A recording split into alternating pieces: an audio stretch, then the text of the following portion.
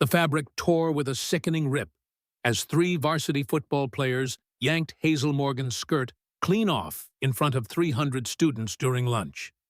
What started as their harmless prank on the quiet scholarship girl would end with handcuffs, national headlines, and the complete destruction of Riverside High's golden boy reputation.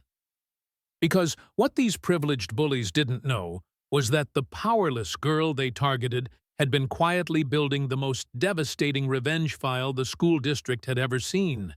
In exactly 47 minutes, one perfectly timed move would turn their social media joke into a federal investigation that would send 3 students to juvenile detention and expose a decade-long culture of protected predators. Every person watching this has either witnessed or experienced that moment when someone crossed a line they couldn't uncross. Maybe you've seen the quiet kid finally snap back, or watched privilege meet its match in the most unexpected way.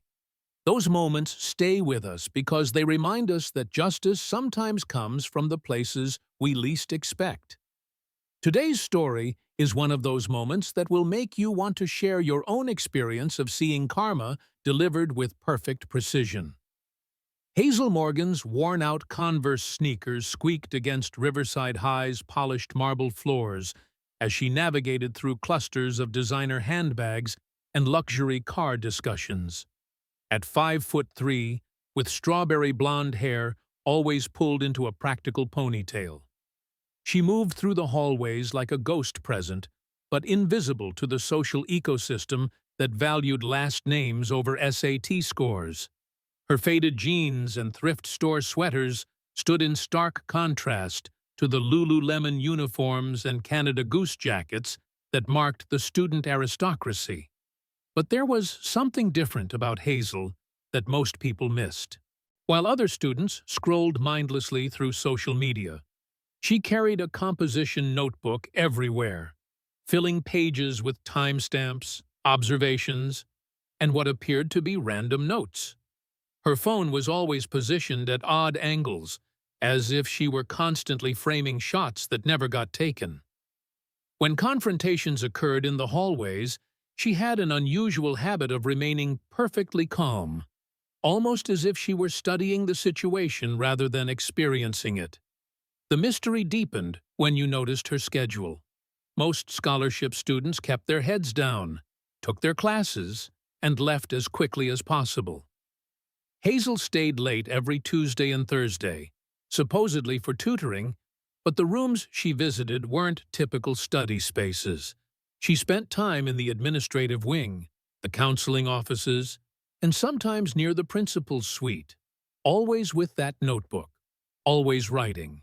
Riverside High operated on an unspoken caste system where zip codes determined social standing and family donations bought silence. The marble hallways echoed with the click of Louboutin heels and the hum of Tesla keys. While scholarship students like Hazel learned to navigate around the golden children who viewed them as entertainment rather than equals. The school's pristine facade, manicured lawns, state-of-the-art facilities, college acceptance rates posted proudly in the main lobby masked a culture where wealth purchased immunity from consequences. At the apex of this hierarchy stood Brock Williamson, 18 years old and 6'4" of artificially inflated confidence wrapped in a varsity jacket that cost more than most families' monthly rent. His father owned half the commercial real estate in town, and Brock owned Riverside High with the same casual authority. Sandy blonde hair perfectly styled with expensive product, blue eyes that held the calculating coldness of someone who'd never faced real consequences, and a smile that could charm teachers while planning cruelty. Brock was the golden boy whose shine came from grinding others into dust. His crew followed him like satellites around a planet. Chase Murphy, whose wrestling trophies lined his locker and whose linebacker build made him the physical enforcer of their group. Devin Sterling, whose family's pharmaceutical fortune bought him immunity from academic failures and social missteps. Together, They formed a trinity of entitlement that had terrorized Riverside High for 4 years without facing meaningful consequences. Their methods were sophisticated, evolved through years of practice and administrative protection. They didn't just beat up kids in bathrooms like common thugs, they destroyed reputations, orchestrated social exile, and wielded social media like precision weapons. Their victims weren't random, they were strategic. Scholarship students, minorities, anyone who might threaten the established order or remind the school community that merit could compete with money. But what made them truly dangerous was the institutional protection they enjoyed. When complaints were filed, they mysteriously disappeared into administrative black holes. When evidence surfaced, it conveniently went missing during technical difficulties. The Williamson family's donations had purchased more than new buildings. They'd bought a system that prioritized donor satisfaction over student safety. The first shot in what would become an undeclared war, fired 3 months earlier through an anonymous Instagram account called @Riverside Rejects. The account appeared overnight, posting unflattering photos of scholarship students with cruel captions designed to maximize humiliation. The photos weren't random selfies or public pictures, they were candid shots taken inside the school, suggesting access that went beyond normal student capabilities.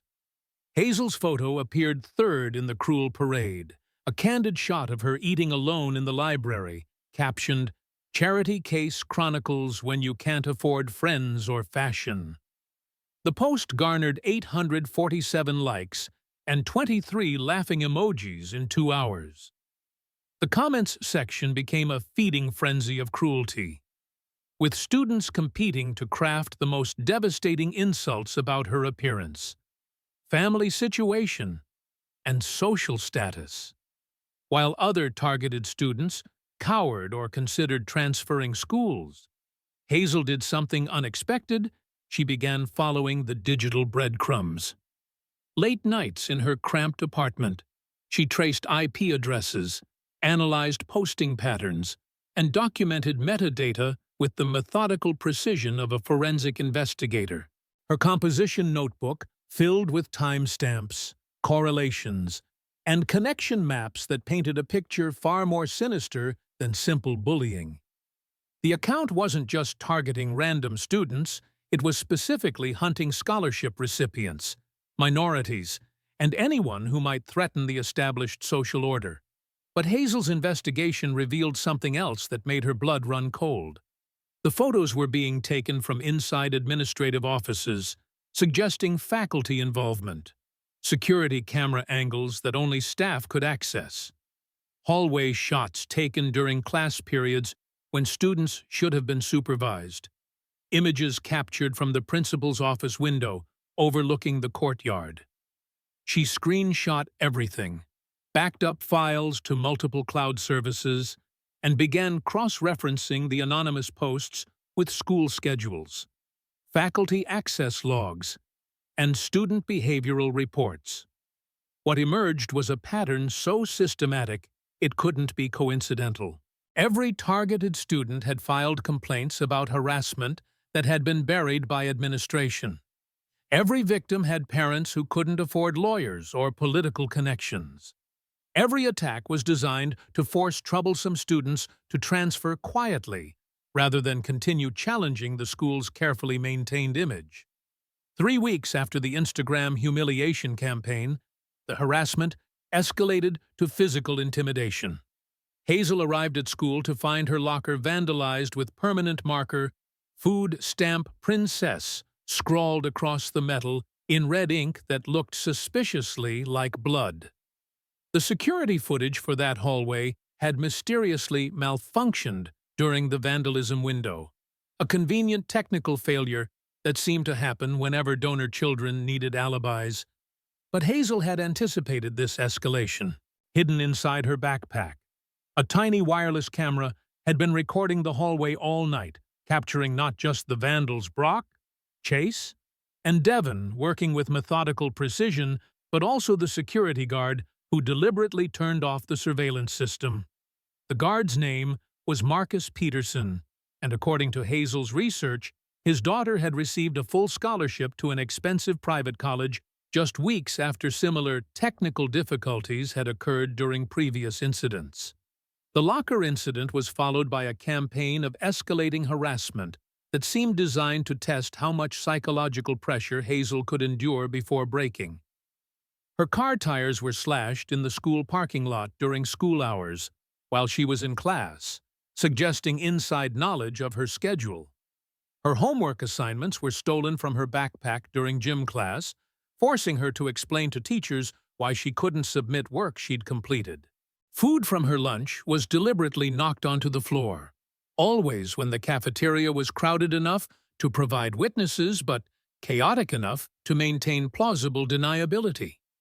Each incident was captured on Hazel's hidden cameras, documented in her notebook with legal precision, and cross-referenced with a growing database of evidence that would make a federal prosecutor weep with joy. She was building a case so comprehensive that money and influence wouldn't be able to squeeze through the cracks.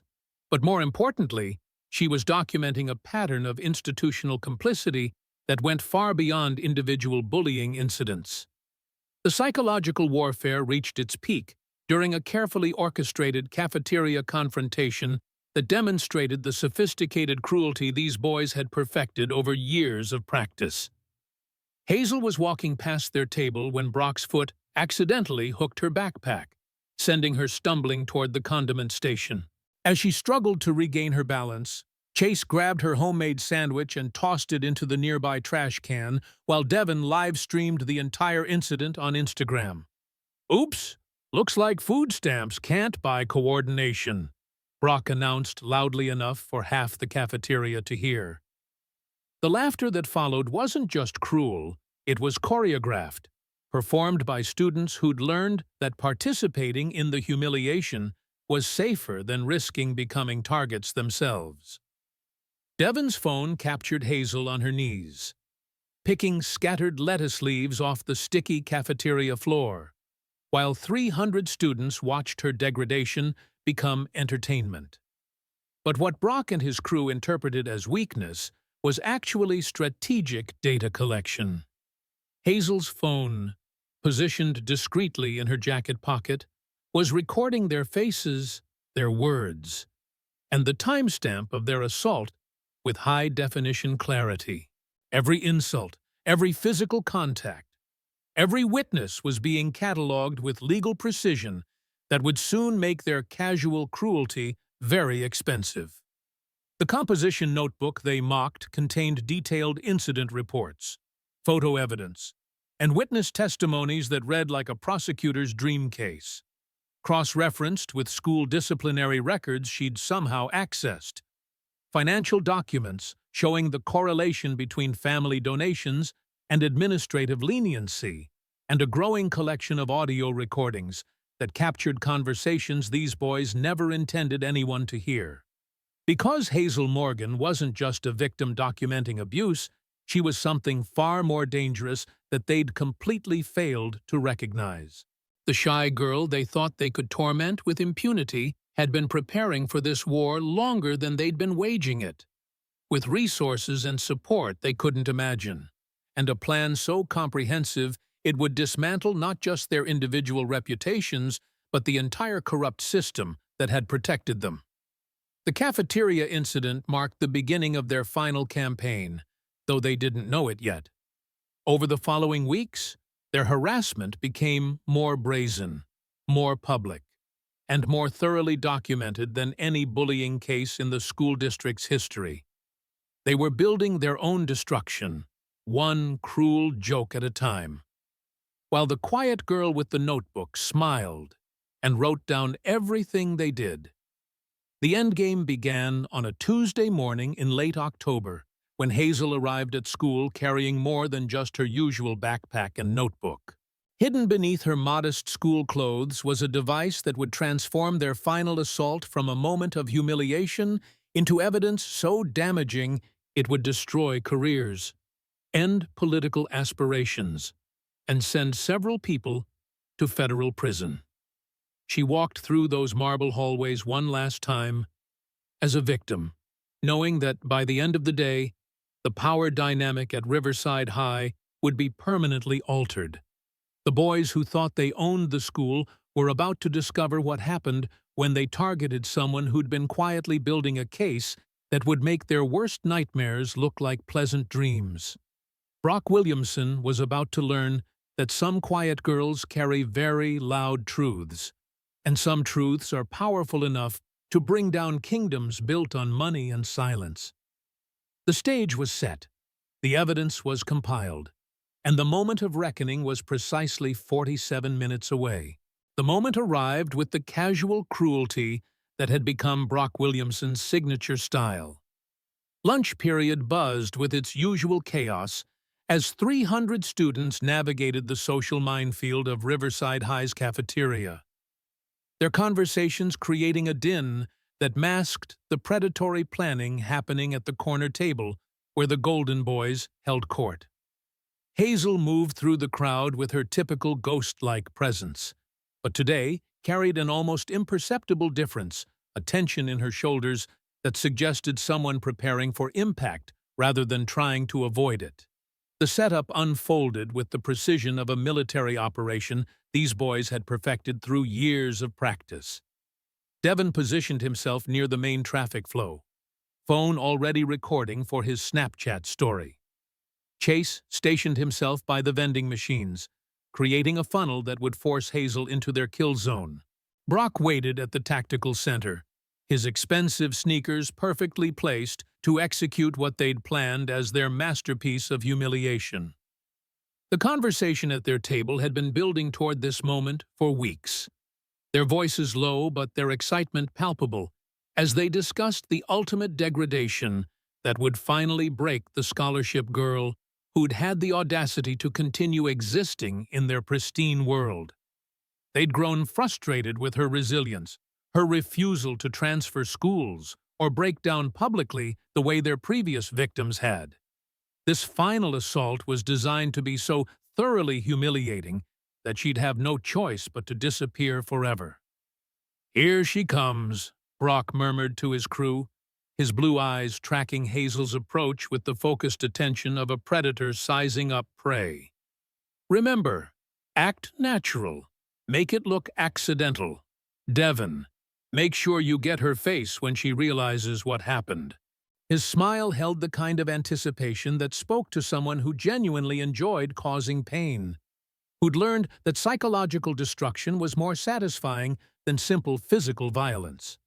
Hazel approached the danger zone carrying her usual brown bag lunch and that mysterious composition notebook. But hidden beneath her modest plaid skirt was something that would transform this moment from victimization into evidence collection. The device was smaller than a smartphone, nearly invisible against her pale skin, and powerful enough to broadcast live video to recipients these boys couldn't imagine in their worst nightmares. The attack commenced with Brock's foot hooking her backpack strap, a move he'd perfected through countless repetitions on previous victims. The physics were calculated precisely enough force to send her stumbling forward, not enough to suggest intentional assault to casual observers. As Hazel fell toward the condiment station, her arms instinctively reaching out to break her fall, Chase's hands shot out with wrestler's precision and grabbed the hem of her modest plaid skirt. The fabric tore with a sound that seemed to echo through the suddenly silent cafeteria. Not just a small tear or an embarrassing rip, but a complete destruction that left Hazel standing in the center of 300 staring students wearing only her school-issued gym shorts and clutching the destroyed remnants of her skirt. The silence lasted exactly 3 seconds before the cafeteria erupted in the kind of laughter that turns human beings into a mob. Devon's phone captured every second, the automatic upload to his social media accounts, ensuring that Hazel's humiliation would be preserved for posterity and shared across every platform where Riverside High students congregated. The footage showed her standing frozen in the center of the chaos, torn fabric in her hands, while the three boys who'd orchestrated her degradation laughed with the satisfaction of predators who'd successfully executed a perfect kill. But this time was different. This time, Hazel didn't run. Instead, she stood perfectly still in the center of the cafeteria, torn skirt in hand, and smiled. Not the embarrassed smile of a victim trying to minimize her humiliation. Not the broken smile of someone whose spirit had finally been crushed, but the satisfied smile of someone whose trap had finally been sprung with perfect precision. The laughter began to die as students processed something unexpected in her reaction. Instead of tears or flight, Hazel reached into her backpack with calm deliberation and pulled out her phone. But she wasn't calling for help or trying to document her own humiliation. She was opening an app that displayed a live feed counter that made several people in the cafeteria gasp with recognition: 15,847 viewers. Thank you all for watching today's demonstration of assault and harassment at Riverside High, Hazel announced, her voice carrying across the silent cafeteria with the calm authority of someone who'd been preparing for this moment for months. I hope the evidence you've just witnessed will be useful in the federal investigation that begins now. The cafeteria fell into a silence so complete you could hear the ventilation system's mechanical hum and the distant sound of traffic outside. Hazel's phone screen glowed with the live stream interface, but these weren't random social media followers drawn by viral content. They were FBI investigators, Title IX officials, school board members, and journalists who had been secretly following her documented evidence for weeks. The one move wasn't physical violence or public confrontation. It was the activation of the most sophisticated evidence network a high school student had ever assembled. Brock's face cycled through confusion, anger, and the first flickers of genuine fear as his brain struggled to process what Hazel had just announced. "You're bluffing," he snarled, but his voice cracked on the last word as he noticed other students pointing their phones at him, suddenly realizing that his moment of triumph was being broadcast to an audience far beyond his control. Chase and Devon exchanged glances that spoke volumes. They were beginning to understand they might have severely underestimated their target. Hazel tapped her phone screen, and suddenly the cafeteria's PA system crackled to life with audio that made the color drain from multiple faces throughout the room. Not morning announcements or administrative messages, but crystal-clear recordings of conversations that several people had thought were private and safely forgotten. First came Brock's voice, recorded during a late-night phone call he'd made to Chase 3 weeks earlier. "These scholarship kids need to learn their place. Maybe if we make them uncomfortable enough, they'll transfer out and stop lowering our school's profile. My dad says diversity quotas are destroying educational excellence, and we're just helping natural selection along." Then Chase's voice, captured during a conversation in the locker room that Hazel had somehow accessed. "My dad says poor people breed poor people. We're doing society a favor by keeping them separate from kids who actually have potential. It's not cruel, it's realistic resource allocation." But the most damaging audio was yet to come. Principal Harrison's voice echoed through the speakers with perfect clarity. Timestamp verified. Completely undeniable. "As long as the Williamson family keeps funding our new athletic wing and the Sterling family maintains their scholarship endowment, we handle these bullying complaints quietly. Scholarship students are replaceable, major donors aren't. Just make sure any documentation disappears during routine system maintenance." Faculty members throughout the cafeteria visibly winced, knowing their careers were about to become collateral damage in an investigation that would scrutinize every decision they'd made regarding disciplinary actions. complaint handling, and the systematic protection of wealthy students who'd purchased immunity through family donations. The revelations continued with surgical precision as Hazel's phone buzzed with incoming calls from investigative journalists who had been coordinating this moment for weeks. "NBC Connecticut News," she answered on speaker, her voice steady despite the chaos erupting around her. "Yes, this is Hazel Morgan. The evidence packages have been transmitted to your newsroom, along with copies sent simultaneously to the Department of Education's Office of Civil Rights, the FBI's Civil Rights Division, and the Connecticut State Attorney General's Office. The breaking news story goes live in 30 minutes. For 3 months, Hazel had been more than a victim documenting abuse. She'd been an undercover investigator building a federal case with guidance from civil rights attorneys who had been monitoring Riverside High's pattern of systematic discrimination. Her modest composition notebook wasn't just personal records.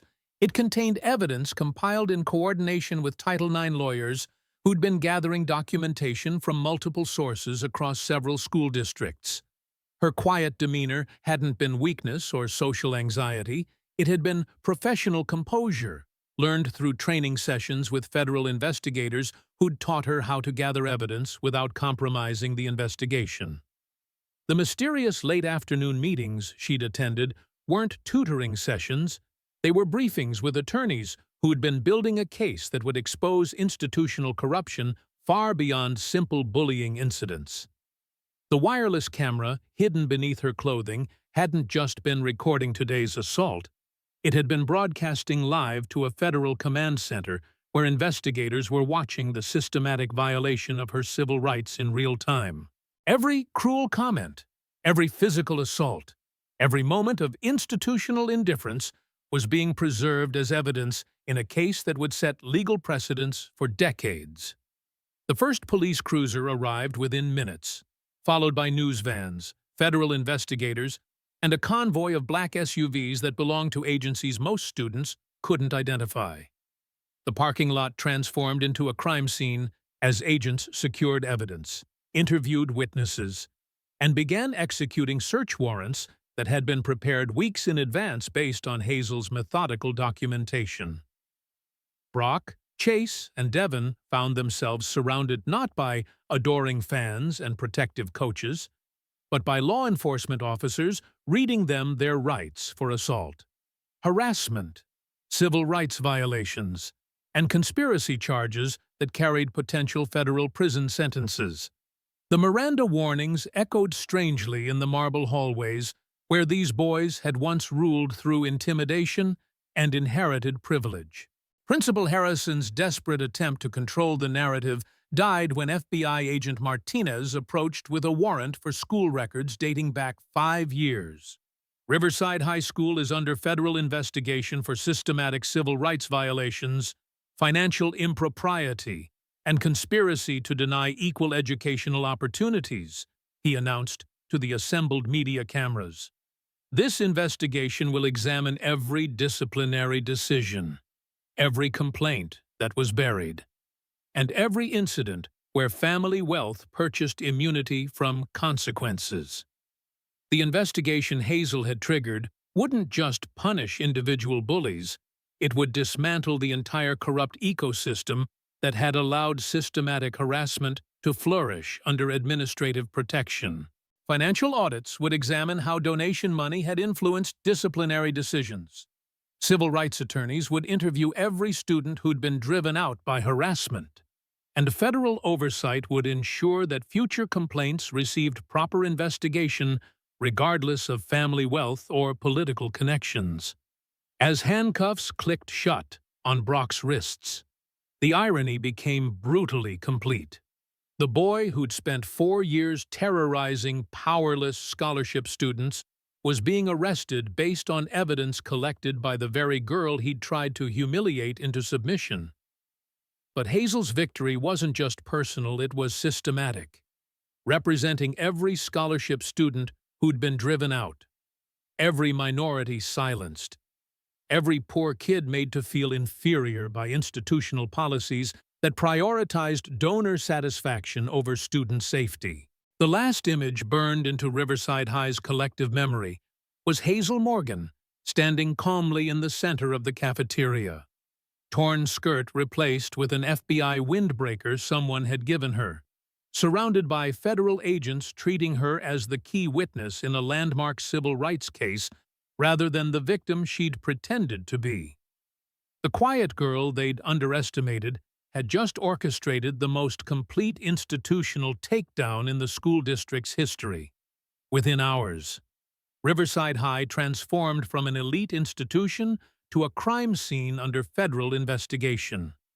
Yellow tape cordoned off administrative offices, while FBI forensic accountants combed through financial records spanning a decade, searching for evidence of the corruption Hazel's investigation had exposed.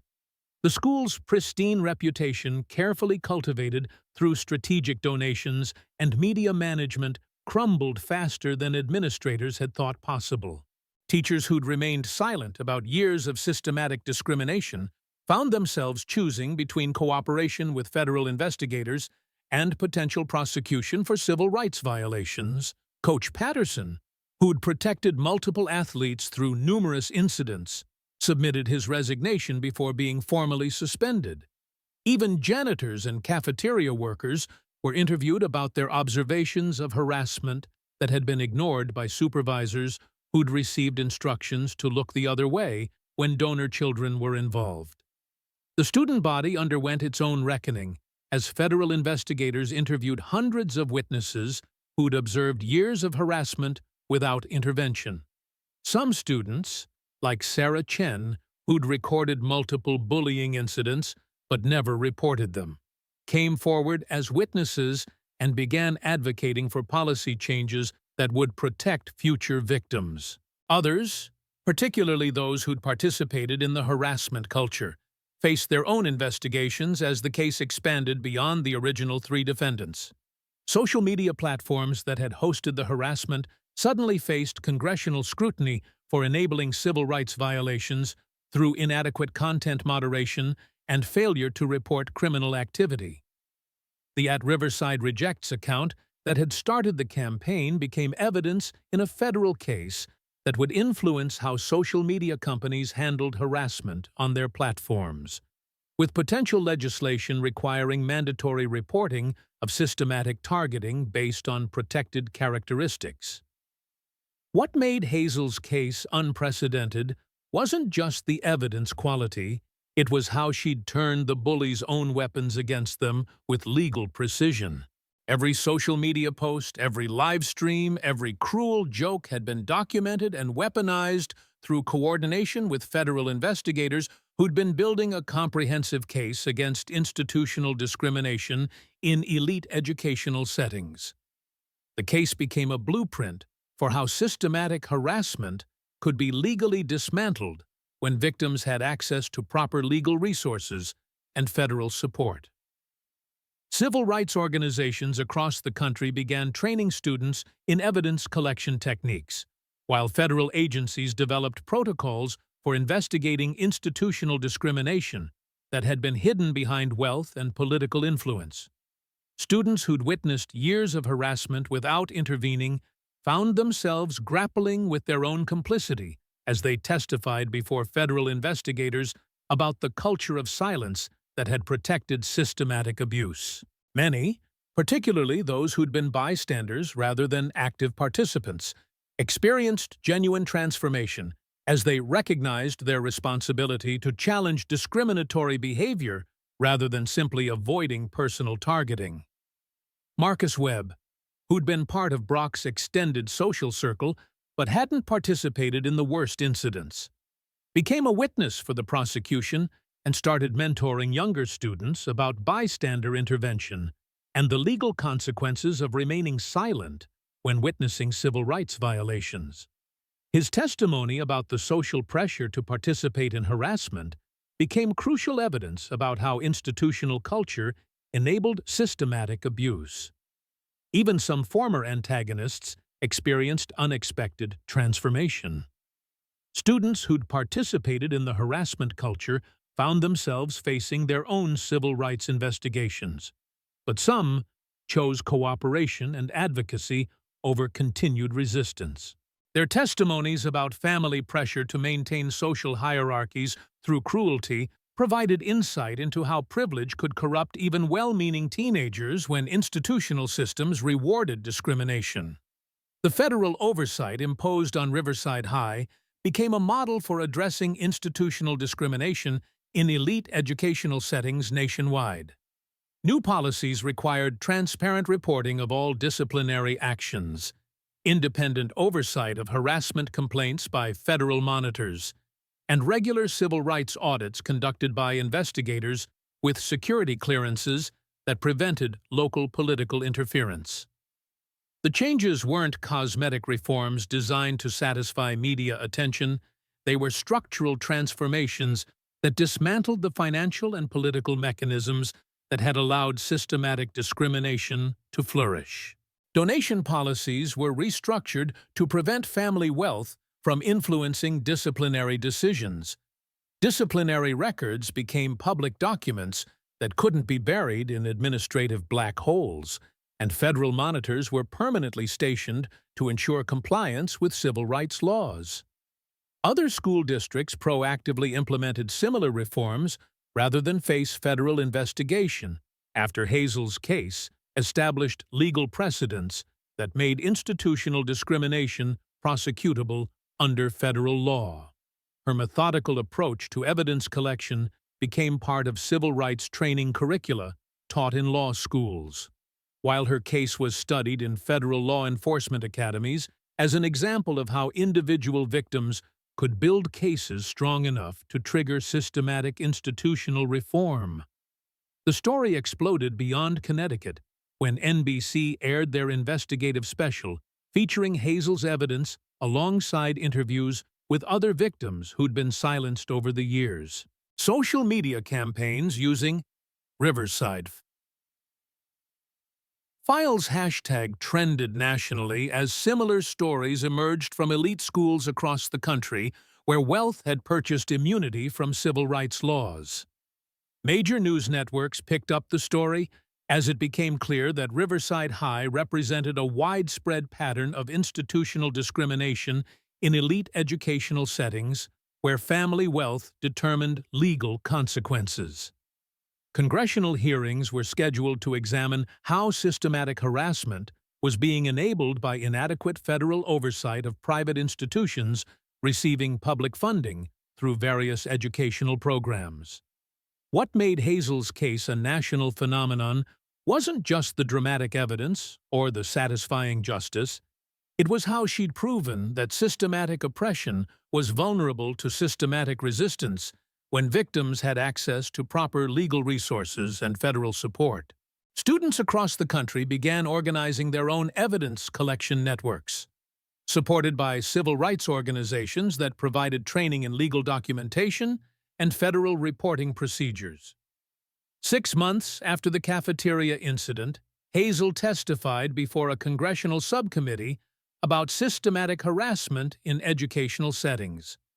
Her composed testimony and comprehensive evidence contributing to new federal legislation requiring all schools receiving federal funding to maintain transparent disciplinary databases and provide mandatory civil rights training for all staff members. Her transformation from victim to policy influencer at 17 years old represented something larger than individual triumph over bullying. She demonstrated how seemingly powerless individuals could leverage federal civil rights laws and media attention to create accountability where none had existed before, proving that systematic injustice could be dismantled through patience, intelligence, and unwavering commitment to legal documentation. The legal precedents established by her case continued protecting students nationwide, while federal reforms triggered by her investigation made it significantly harder for institutions to hide systematic discrimination behind wealth and political influence. Civil rights attorneys began citing Morgan v. Riverside in cases across the country where elite institutions attempted to protect discriminatory practices through financial and political pressure. 3 years later, Hazel Morgan's name had become synonymous with strategic resistance to institutional oppression. Her case was studied in civil rights law courses, referenced in federal policy debates, and cited in dozens of subsequent investigations that used her evidence collection methods to expose similar corruption. She'd proven that a single determined individual with proper legal support could dismantle institutional corruption that had operated unchecked for decades. The transformation of Riverside High from a monument to privilege into a model of educational equity served as proof that systematic change was possible when evidence was properly documented and federal laws were properly enforced. Students who'd once lived in fear of harassment found their voices, while the institutional mechanisms that had protected systematic abuse were permanently dismantled through ongoing federal oversight. Today, Hazel Morgan is studying civil rights law at Harvard, her education funded by scholarships from organizations inspired by her advocacy and the legal precedents she helped establish. The federal reforms triggered by her case continue protecting students nationwide, while the investigative techniques she developed are taught in federal law enforcement training programs as examples of how systematic evidence collection can build cases strong enough to trigger institutional transformation. Her story reminds us that justice isn't always immediate or obvious. Sometimes it requires patient strategy and unwavering commitment to documenting truth until the evidence becomes too comprehensive to ignore. Every person who's ever felt powerless against systematic injustice can find inspiration in how one teenager's methodical approach to evidence collection brought down an entire corrupt system and created legal protections that continue safeguarding students today. The next time you witness systematic unfairness, remember that you have more power than you realize. Sometimes the quiet voice documenting every injustice becomes the loudest voice for change, because in America, the truth still matters, evidence still counts, and one person's refusal to stay silent can still move mountains, especially when they're smart enough to build their case properly and patient enough to see it through. Stories like Hazel's make us remember our own moments of standing up or wishing we had. Maybe you've witnessed someone get the justice they deserved, or seen the tables turn in a way that restored your faith in fairness. Those experiences connect us all, reminding us why we root for the underdog and celebrate when David actually does defeat Goliath with more than just courage with evidence, strategy, and the unshakable belief that systematic injustice cannot survive systematic resistance. Every quiet person has a story brewing beneath the surface. Sometimes they're just waiting for the right moment to show the world what real strength looks like when it's armed with truth, protected by law, and supported by people who understand that some fights are too important to fight alone. The ripple effects of Hazel's victory extended far beyond Riverside High's marble hallways. Within 2 years, similar investigations were launched at 43 elite institutions across 12 states, each one triggered by students who'd learned from her example that systematic documentation could defeat institutional protection of harassment. The Hazel Protocol, as civil rights attorneys began calling her evidence collection methods, became standard training for victims of institutional discrimination who needed to build federal cases. Her childhood apartment in Hartford became a pilgrimage site of sorts for civil rights advocates, with a small plaque installed by the city council recognizing her contribution to educational equity. The modest building, where she'd spent countless nights compiling evidence while her mother worked double shifts at the hospital, now stood as proof that systemic change could emerge from the most unlikely places when determination met opportunity. The 3 boys who'd destroyed her skirt that October afternoon faced consequences that extended far beyond their juvenile detention sentences. Brock Williamson's college acceptances were rescinded after universities received detailed reports about his federal civil rights violations. His father's political career ended when voters learned about his role in covering up systematic harassment, and the family's real estate empire crumbled under federal tax audits triggered by their use of business accounts to fund illegal activities. Chase Murphy's wrestling scholarships evaporated when the NCAA implemented new character requirements based partly on precedents established by Hazel's case, while Devin Sterling's pharmaceutical fortune became the target of congressional investigations into corporate influence on educational policies that protected systematic discrimination. But perhaps the most powerful legacy was the network of young advocates who emerged in Hazel's wake, students who understood that individual courage combined with systematic strategy could create institutional transformation that protected future generations. They carried forward not just her techniques, but her unwavering belief that in America, justice delayed doesn't have to mean justice denied when the evidence is comprehensive enough and the commitment strong enough to see it through. Years later, when asked about her motivation during those difficult months of evidence gathering, Hazel's answer remained consistent. I wasn't fighting for revenge. I was fighting for every student who would walk through those doors after me. Sometimes the most powerful thing you can do is refuse to let injustice hide in silence, even when the cost of speaking feels impossibly high.